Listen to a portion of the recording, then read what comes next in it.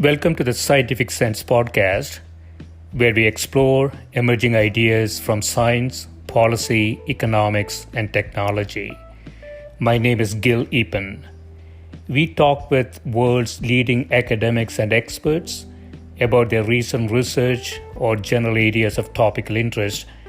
Scientific Sense is an unstructured conversation with no agenda or preparation. We cover a wide variety of domains where new discoveries are made and new technologies are developed on a daily basis.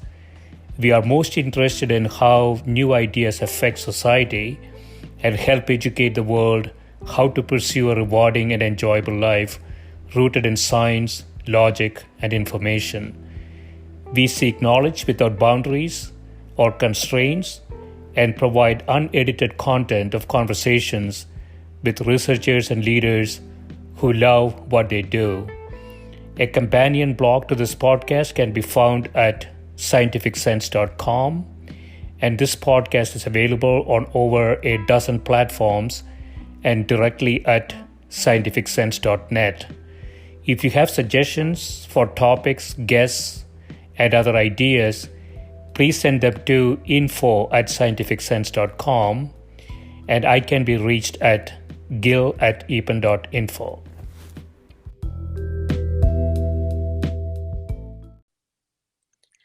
My guest today is Professor Marc Pinsonneault, who is a theorist on the structure and evolution of stars at Ohio State University.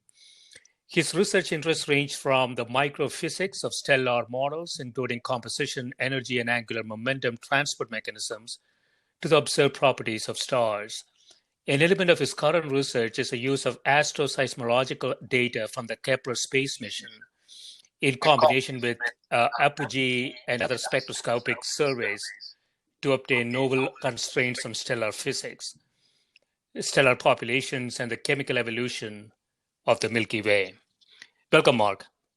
Welcome. Thank you very much for inviting me on. Sure, yeah. So I want to start with one of your little bit earlier papers entitled Red Giant Masses and Ages Derived from Carbon and Nitrogen Abundances.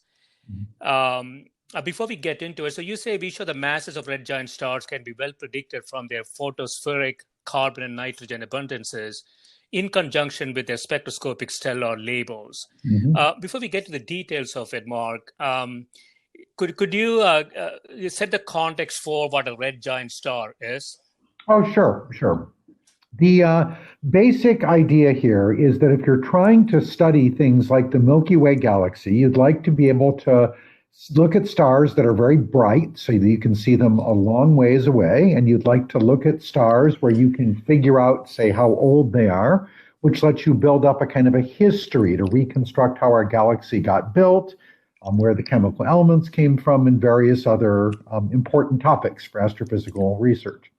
Yeah. Red giant branch stars are ideal for some of these purposes because they are intrinsically very, very luminous. What happens is when a star like the sun runs out of its nuclear fuel at the center, it's currently burning hydrogen into helium. It undergoes a structural change to become what we would call a red giant branch star. It swells up, its core gets very much hotter, and it becomes much, much larger. In the distant future, the sun will become such a star, and it will eventually almost engulf the Earth, actually. It'll become so big. So the size of that sun at that point, I think it's quite a distance away, right? 4 billion. So, Yeah. but when it does that, the diameter of that star would be almost as big as Earth's orbit. Yes. So red giants can be absolutely enormous. The largest red giants, we call them supergiants actually, would actually fill up all the way to the orbit of Jupiter in the solar system. So the Betelgeuse is one such thing?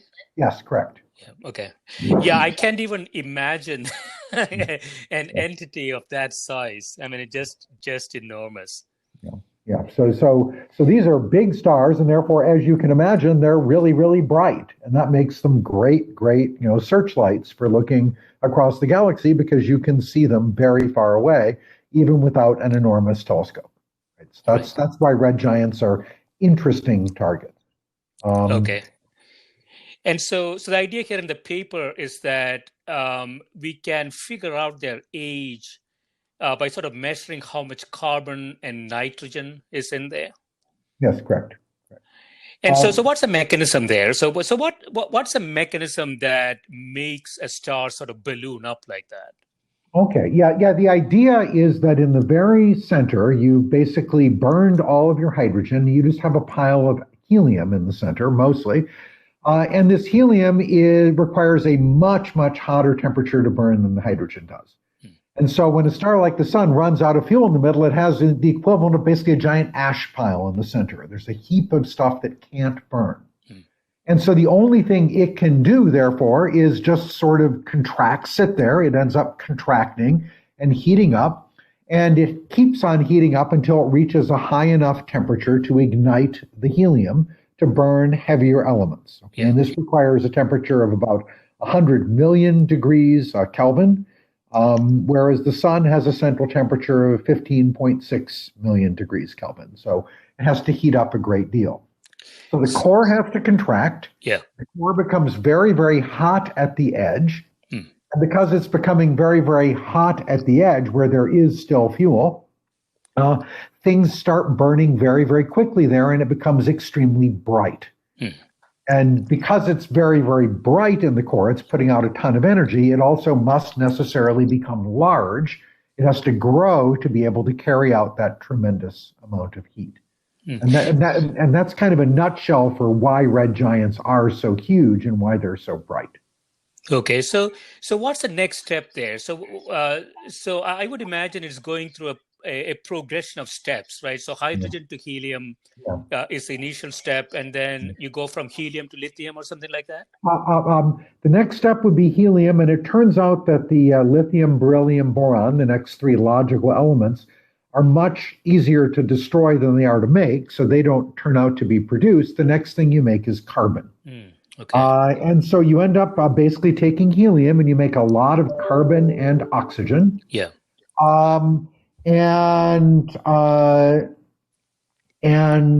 once you're doing that, making the carbon and oxygen, then eventually when you ran out of helium, you would make heavier things, but that would require even hotter temperatures. And it would require you to have an even larger core. And it turns out that for stars like the sun, they never will be able to get hot enough to do that. And so as a result, helium burning is basically the end of the line. The sun will eventually burn helium in the middle. It'll turn a lot of it into carbon and oxygen. And then the outer layers will drift off into space, and you'll end up with what we call a white dwarf star. So that's the basic picture.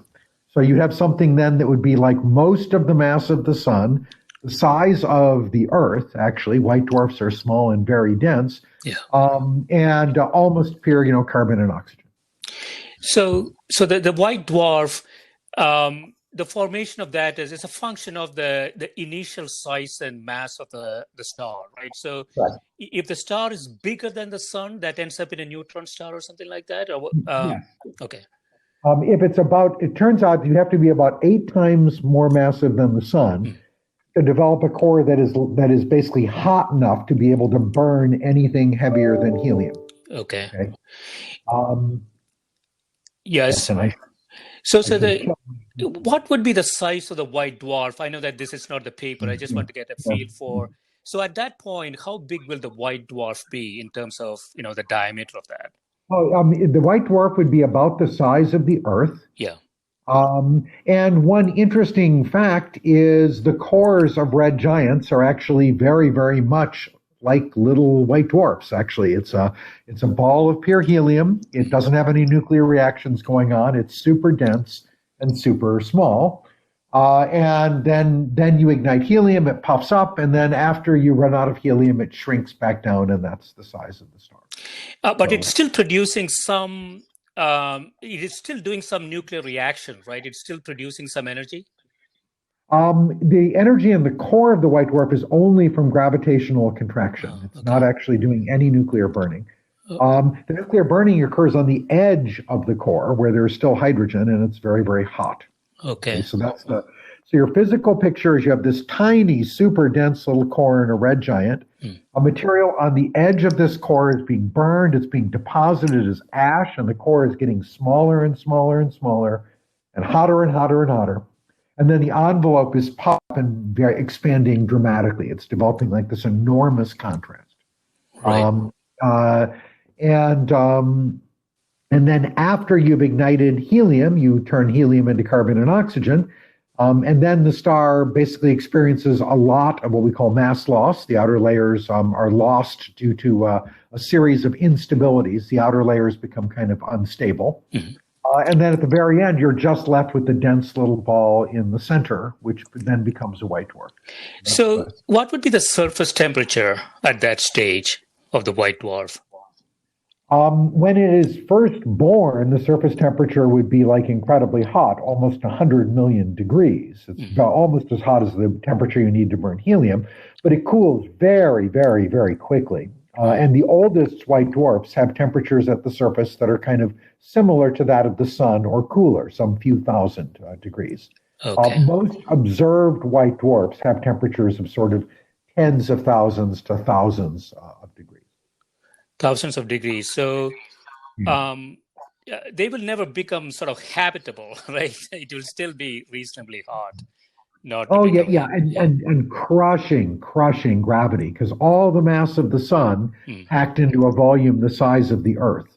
Right. And so as a result, you can imagine that if you ever tried to, say, stand on one, quite apart from the thousands of degrees temperature, you'd be squished like a bug, right? I mean, it would just be incredibly intense conditions. Okay. And so since we know this progression reasonably well, the idea here is that you can measure the carbon and nitrogen in a red giant, and that gives us some indication of the age of the star. Yes.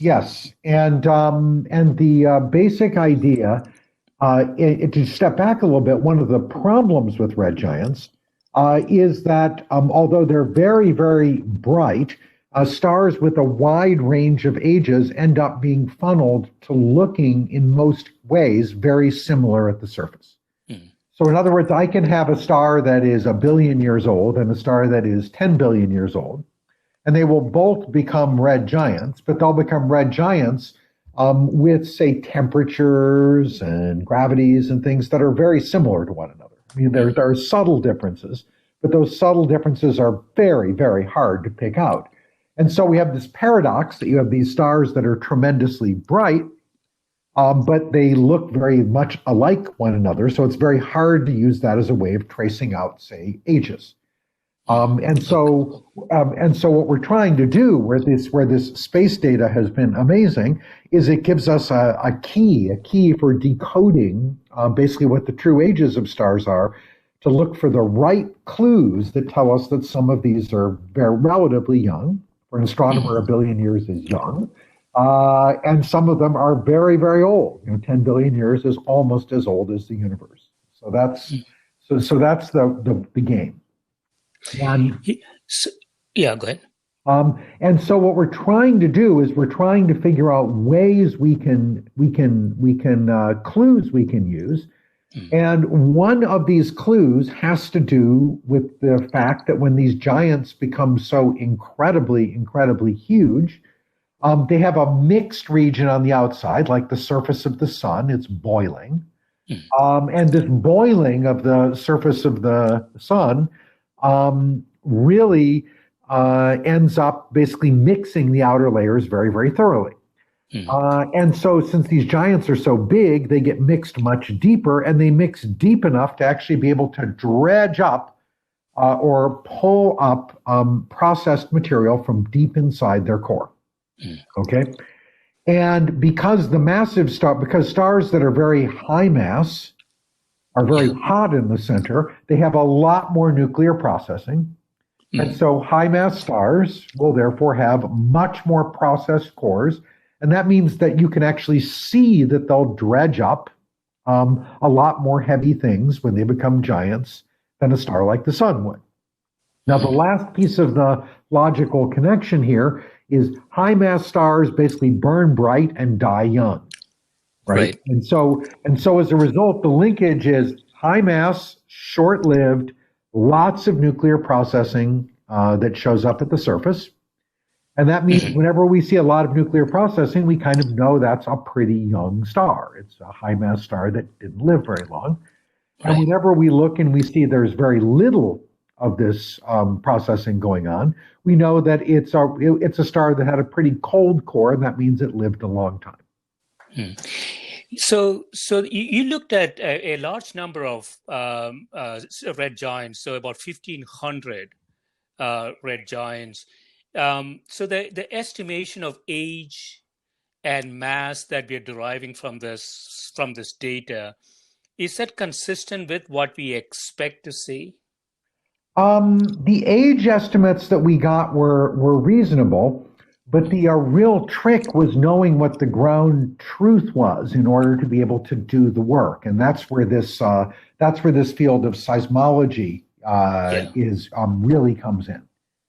So that's the second paper there is spectroscopic determination of masses and implied ages for red giants. Yeah.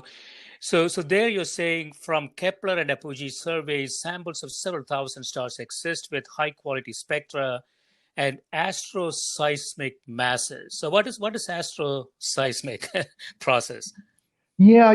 This is one of these things where basically we have there's been a fascinating explosion. It's one of the ways in which all this space astronomy has completely changed how we think about things. And the idea for astroseismology is that I told you that stars like the sun are kind of boiling at the surface. You can imagine there's all this turbulence, right? And when you have basically all this turbulence, you create, sound waves, right? And these sound waves are going to be bouncing around inside of the star. Just like they would be anywhere else. And if you have a wave with the right wavelength, what can happen is the wave is bent or refracted as it goes into a star like the sun because there's such a huge contrast in density. Okay? So what that means is you can imagine I have some wave, it starts going down, but the material it's going into is denser and denser and denser. And so the wave starts bending and eventually it reflects and it bounces back. Now, if you basically go all the way around the star and you have exactly the right bending angle, you're going to come back to the place where you started. And then in that case, you have a standing wave. Okay. So in this case, what can happen is I'm rattling around. I have all of this turbulence just generating all these things. And every once in a while, things line up just so that you create a standing wave pattern at the surface. And what that would mean, therefore, is there would be nodes or places where basically all the material would be going up, and then it would be getting colder. It would look faint. And there's other places where it's all going down, and it would be getting hotter, and it would look bright. Right? So if you wanted a simple picture of one of these waves, the simplest mode you can imagine is like water sloshing in a pan. Right? So like water sloshing in a pan, one side goes up, one side goes down. Right? So that would be kind of one of the modes you could see, and that would correspond to half of the star getting bright and the other half of the star getting dark, and then it reverses, right? So this is observable in even optical range. Yes.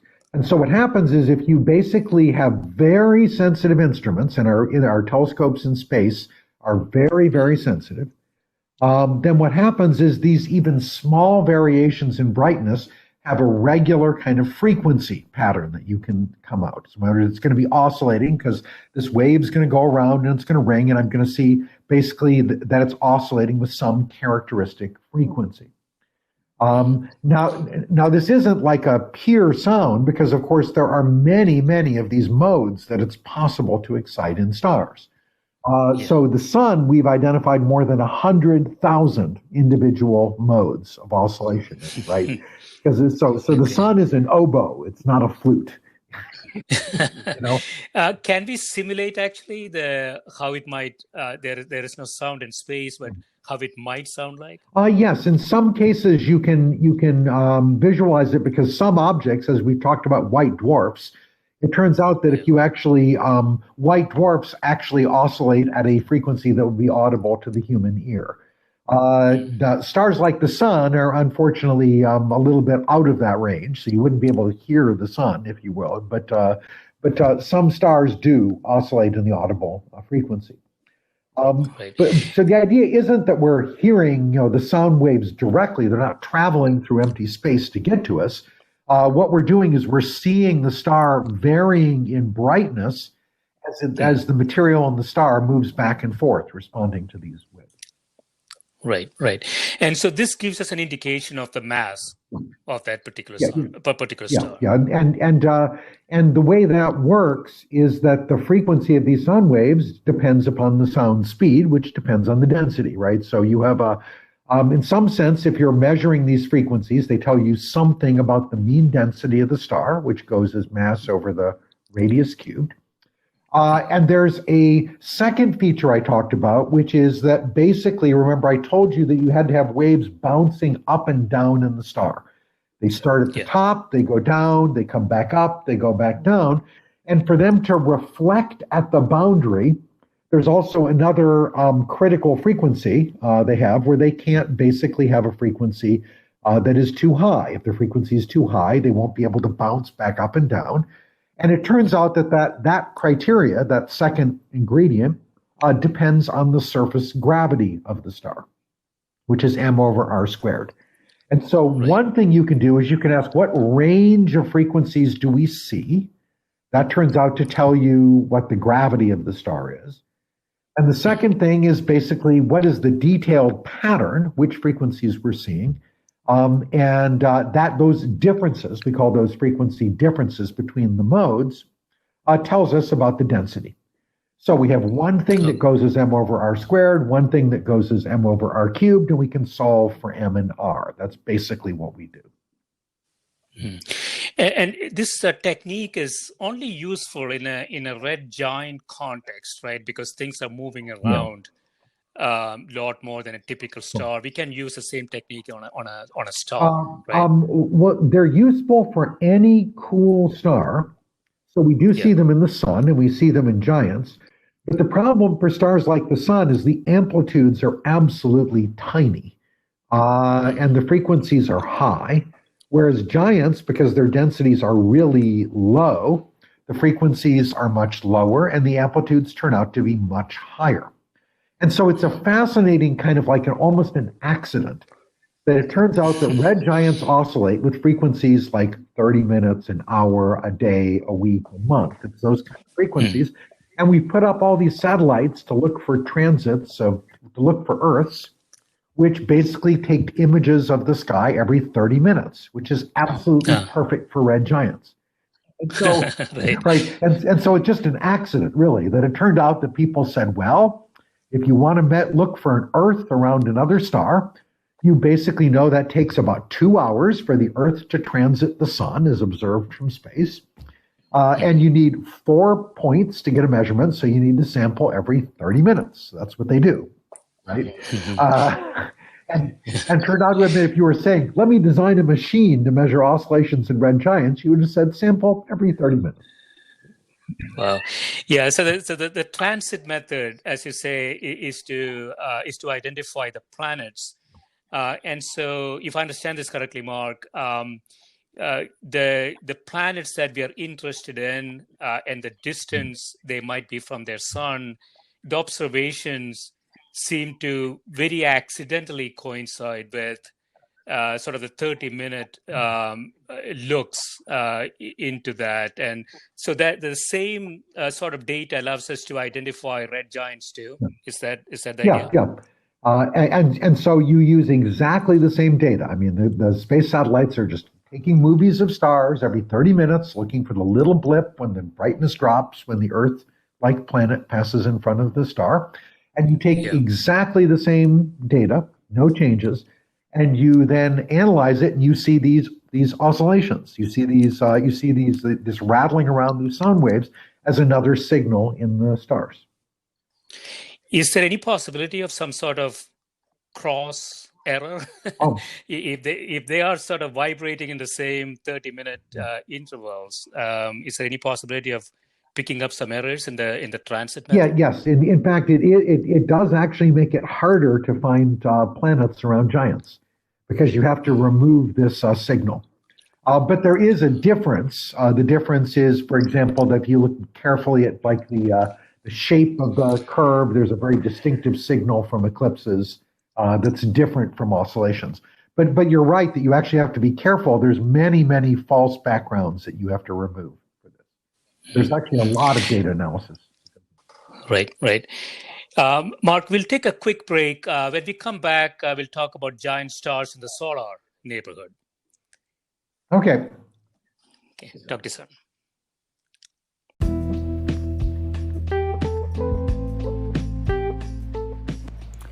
This is a Scientific Sense podcast providing unscripted conversations with leading academics and researchers on a variety of topics. If you'd like to sponsor this podcast, please reach out to info@scientificsense.com.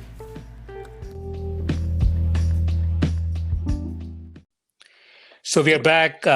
So Mark, we've been talking about red giants, what they are, how to measure their size, mass, and so on using data that has been collected by Kepler and other missions. You have a recent paper entitled "Young Alpha-Enriched Giant Stars in the Solar Neighborhood." Mm-hmm. So what is alpha-enriched stars? Okay.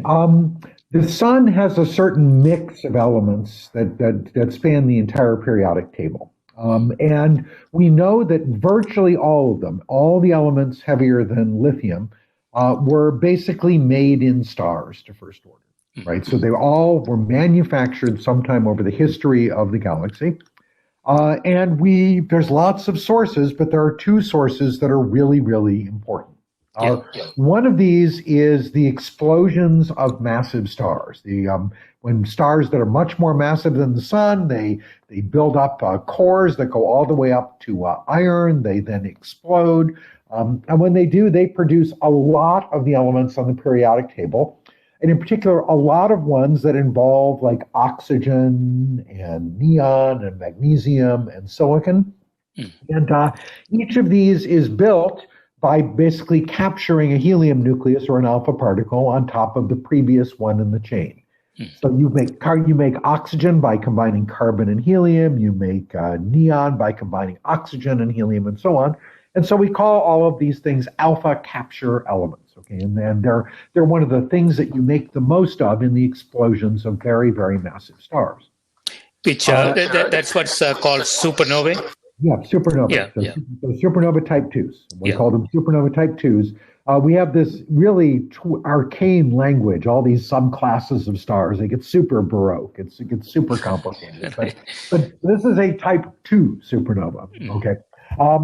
And the other thing that can happen, and the thing about this is that these are very short-lived stars. And so these alpha capture elements got made starting almost right away when we made stars. They can start happening after only a few million years after the first stars are born. Now the other thing that can happen is if you wait a lot longer, you can have a much lower mass star that makes a white dwarf, a different kind of remnant. And if you dump mass on top of a white dwarf, you can actually kind of detonate it if the conditions are right. Yeah. And if you detonate it, what can happen is you can actually have an explosion where you destroy the entire star and you basically turn it into almost pure iron or iron peak, elements very close to iron. Okay? Now, these explosions, because they make a ton of iron, the massive stars make a ton of these alpha capture elements, and the sun kind of is an average of all of these. So the sun has kind of an average mixture of these two pieces. But if you look at the very oldest stars, there wasn't time to have these white dwarf explosions, and so they have a lot of these alpha-rich elements. So we call these basically, a lot of these alpha capture elements. And so we call these things alpha-rich because they have a lot of, silicon or magnesium, relatively little iron. Okay, so that's what alpha-rich means. Okay. So iron is iron sort of the end of the line there in terms of making these elements? So to get iron, I guess you have to have a supernova, right? Yeah, yeah. You have to have one or the other of these things. And the white dwarf explosions are called supernova 1As. They're just different kinds of supernova. Yeah. Explosions. Okay. And the reason is they're classified by their appearance, how bright they become, how quickly they dim, things like that, and less about what their actual origin is. Yeah. And so the idea is that that's where the elements come from, but these two different sources take different amounts of time to turn on. Okay. And so to first order, I would expect that if I was looking at stars that were made before these white dwarfs happened, they would have a lot of alpha elements, very little iron. If they were looking at afterwards, they'd have an equal mix. Now there are elements heavier than iron, but they're made through a different process, but they're actually quite uncommon. That's why we call them things like rare earths, right? They're made in stars, but they're made through other processes, and the absolute numbers of them are small. So Mark, just a quick. So my voice, I'm getting a feedback from your side. Could you reduce your volume a little bit? Not your volume, but my volume on your side. Okay, is this better? Yeah. That's perfect. Yeah. So just give me a few seconds. And so there is a distinction between what you call alpha elements. So they are like oxygen, magnesium, silicon, and so on. Yeah. And then there is iron that is produced in a sort of a different process. Yeah. And the rare earth and heavier elements are produced by other types of processes. So the composition of a star actually tells us a lot about sort of the origin of that star. Is that the idea? Yeah. And stars in different environments might very well have very different mixes. Yeah. And so if you let's say, for example, our Milky Way galaxy made stars at a certain rate, okay, and the sun has the mixture that it does. But we know that there are other galaxies where they made all their stars much, much more quickly, right? Yeah. And in systems like that, maybe all of the stars, including stars like the sun, would have a lot less iron relative to all the other elements, right? Because they made all their stars at once. And there might be other galaxies. A good example of this is the satellite galaxy of our Milky Way, the Magellanic Clouds. And these are small galaxies that took a very long time to get around to making a lot of stars, right? And so then in that case, there would be almost none of these alpha-rich stars. All of the stars would have a mixture that looked like the sun. And so when you're looking at this mix of elements, it's giving you clues about how quickly a galaxy made stars. Yeah, so the composition actually tells us sort of the history of the galaxy in some sense, right? Exactly. Yeah, not only the age, but sort of the activity, the intensity of star formation, and how the galaxy sort of grew up, so to speak. Yes. And so this is a big reason why we're now undertaking a lot of surveys from the ground, where we're measuring the composition of very large numbers of stars using kind of automated tools. And that it's largely because we'd like to be able to use it as a diagnostic tool to reconstruct the history, the formation history. Right. And this is... Yeah, go ahead. And this mix of elements is one of the big clues we use to tell us what that history was. Yeah, so I was just thinking, Mark, since you're going to get a lot of labeled information here from Kepler data and other missions, this is an area potentially some machine learning could help us as well, I would think, right? Oh yeah. In fact, that's an absolutely essential tool for this. Yeah. Because the issue that you have is that the spectra that you're looking at, in other words, you basically take the light, you pass it through the equivalent of a grating or a prism, you spread it out, and you look for features to identify in the spectrum. And what you're trying to do then is you're using this to kind of map out what the abundance is. And then what you're trying to do is you're saying there's a small subset of stars where I really know what the age is. Yeah. But I can't apply these complicated, astro seismology tools to all the stars in the galaxy because I can only do those tools directly for a very, very small number of objects. Right. So I have a small set, it's significant. It's tens of thousands or tens of thousands of stars, but it's not millions of stars. I have a sample of, let's say thousands of stars where I have very, very good information about their ages. And then I have a sample of 1 million stars where I don't have all that information. Right. But there's a piece of it, there's something they have in common. I'm able to take a spectrum of both of them where I can look at the strength of various features and I can figure out what they're made of. And so the machine learning tools are the things you can then use to say, is there any feature in that spectrum that I can use to predict the age? Right. And that's what we've been trying to do with machine learning. Yeah, I mean, it's really exciting. So I would imagine in the future, if you get those models right, in future missions, we could actually key in the characteristics of a star, such as age, mass, brightness, whatever you have, and then let the machine go find a star precisely with those metrics, right? From the spectra, it can actually identify something. Yeah. And it might have some implications for, obviously hunting for life. There is hunting for planets, habitable zones, and so forth. A big part of that is finding the right star too, right, in a neighborhood that is reasonably calm.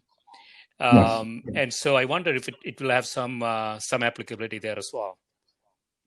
You could use it. You could imagine using that to basically see, are there any characteristics in common, say, between systems that have Earth-like planets and ones that don't, right? And you could use it to train it in that way to look for good targeting. So the technique has a lot of promise.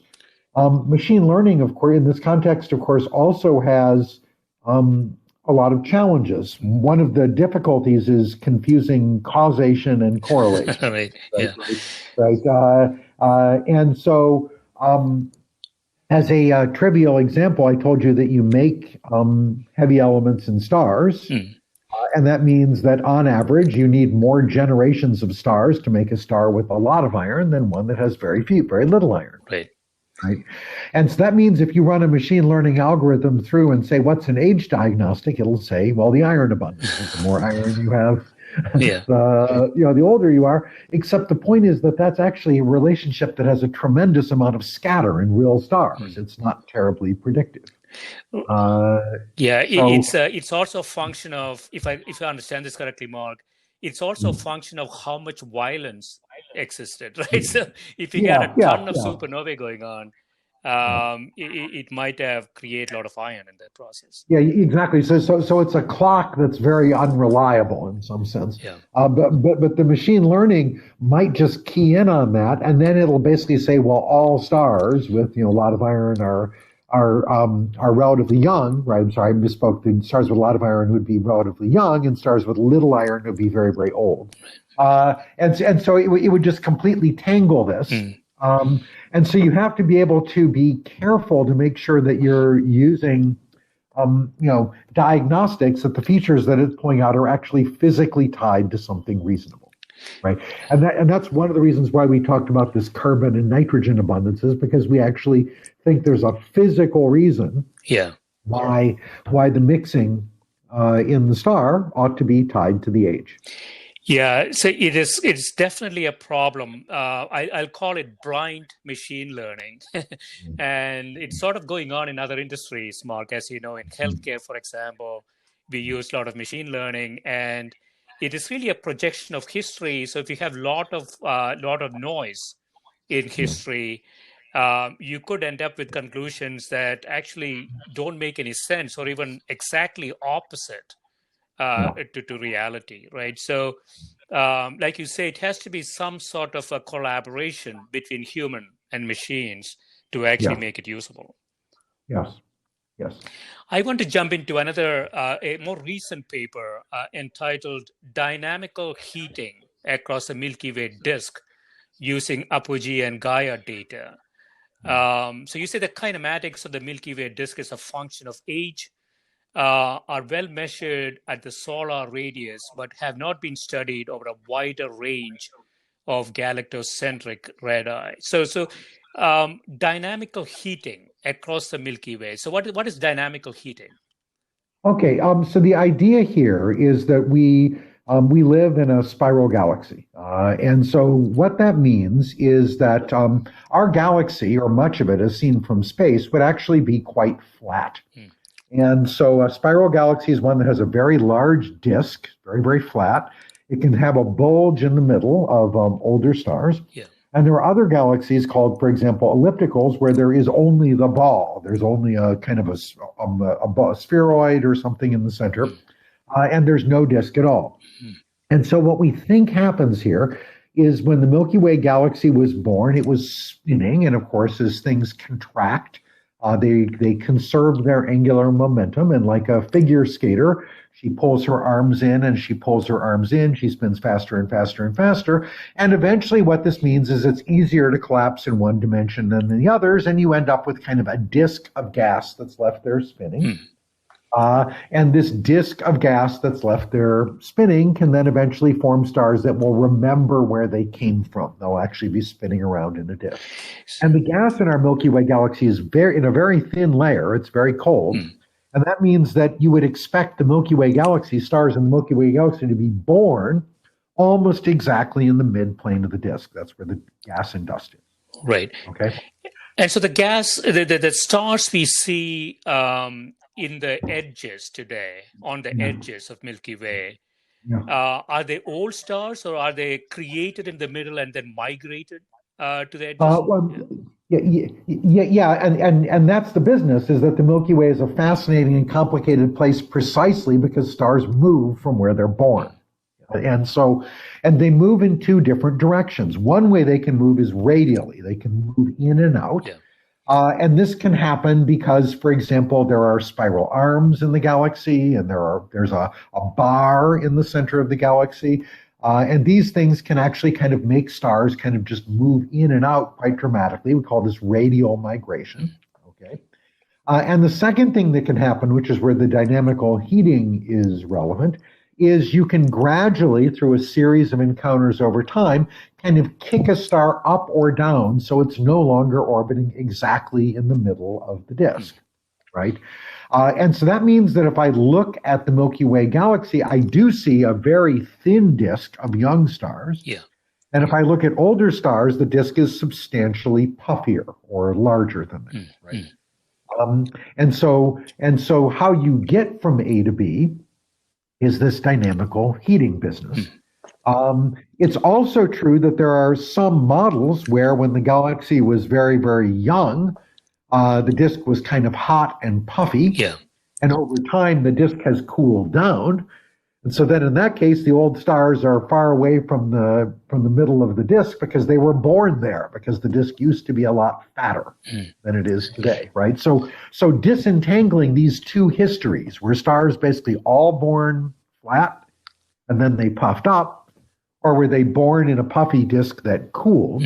Distinguishing between those two scenarios is a big question in dynamics.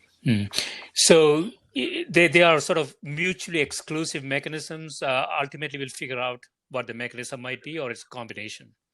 It could be a combination of the two, and that's why we really have to have very good data to be able to distinguish one from another. Okay. We know that both can happen. We know that, of course, as stars get older, they can only get, quote, heated because they will just by chance encounter other stars or spiral arms or giant clouds of gas that will perturb their orbits. And these things can only go one way. They can only make you puff up. So we know that there is a supermassive black hole at the center of the Milky Way. Does it have any effect on this process? It certainly has an effect very close to the center. Once you get far away from the center, it looks to a star like the sun like any other 3 million solar mass group of things. Yeah. So they can have a big impact on the local environment. They can also have a dramatic impact on the ability of a galaxy to make new stars. Because if the black hole at the center becomes swallows too much gas, becomes too bright, it can actually put out so much light that it disrupts the gas clouds that form stars in the rest of the galaxy. It can actually shut off star formation. So from what we observed today, Mark, am I correct in thinking that the supermassive black hole we have in Milky Way is sort of silent? In other words, it's relatively quiet compared to some other galaxies. And one thing to note is that most galaxies, in fact, do not have extremely active black holes at the center. We believe that all galaxies probably do have massive black holes, but we don't. But most of those black holes grew in the distant past. They swallowed all the stuff near them, and they're not growing anymore. Right? And so that's very similar to our own Milky Way galaxy. Yeah. So this star formation disk, I like to think that sort of a nursery for stars, right? That disk is sort of living independently from the black hole today, right? In Milky Way, it is just creating stars without a lot of influence from the black hole. Except in the very, very center, where there is a cluster of young stars near the very center, and the orbits of those stars are very strongly perturbed by the black hole. In fact, that's actually how we detected the black hole, is we can look at it as its gravitational influence on the stars that are very close to it. Yeah, we recently had a sort of a picture of the Event Horizon, right? Is it called the Event Horizon Telescope? Yes. And there are Nobel Prize properly awarded to the people who discovered and characterized the central black hole. So that's been amazing. Yeah, that's an amazing thing because it was a theoretical construct, right, about 100 years ago. And we came all the way experimentally to actually take a picture of something you can see. Which is an incredible engineering accomplishment, I think. Oh yeah, and just being able to prove that it's there, right? Through kind of classical measurements, the orbits of stars is actually great work. Yeah, and so in conclusion, Mark, I know that you're doing a lot of work in this area. Do we have other missions like Kepler in the process right now to really look at these types of things in terms of star formation and those types of things that we talk about that is really focused on that area? Yeah. This is a topic with a fantastic future. Yeah. There's the Kepler mission, and the successor mission to Kepler, which is called TESS by NASA, is actually looking all sky, and it could be going for a very long time. And so as a result, Kepler was staring very intensely at one small patch of sky in the constellation Cygnus for about 4 years. And TESS is scanning the entire sky every 2 years. It looks at the northern hemisphere, flips, looks at the southern hemisphere, and repeats. And there's a space mission called Plato, which the European Space Agency is going to be putting out. It'll be launched in 6 or 7 years. Yeah. And when Plato launches again, it'll give us another terrific trove of data. So these space missions are ongoing and, in fact, expanding. We are anticipating that we could have hundreds of thousands of these astroseismic detections in TESS and comparable numbers in Plato. So this is a subject that's only going to grow as we continue to study it. It's a fantastic time to do astrophysics. Yeah, a lot of data to come in. So both from a theoretical perspective as well as from an engineering machine learning perspective, this is going to be really rich in the next 10 years or so. Yes, absolutely. Yeah. Excellent, Mark. This has been great. Thanks so much for spending time with me. And okay, great. Thank you. Good luck with this research. Oh, yes. Absolutely. Thank you. Thank you.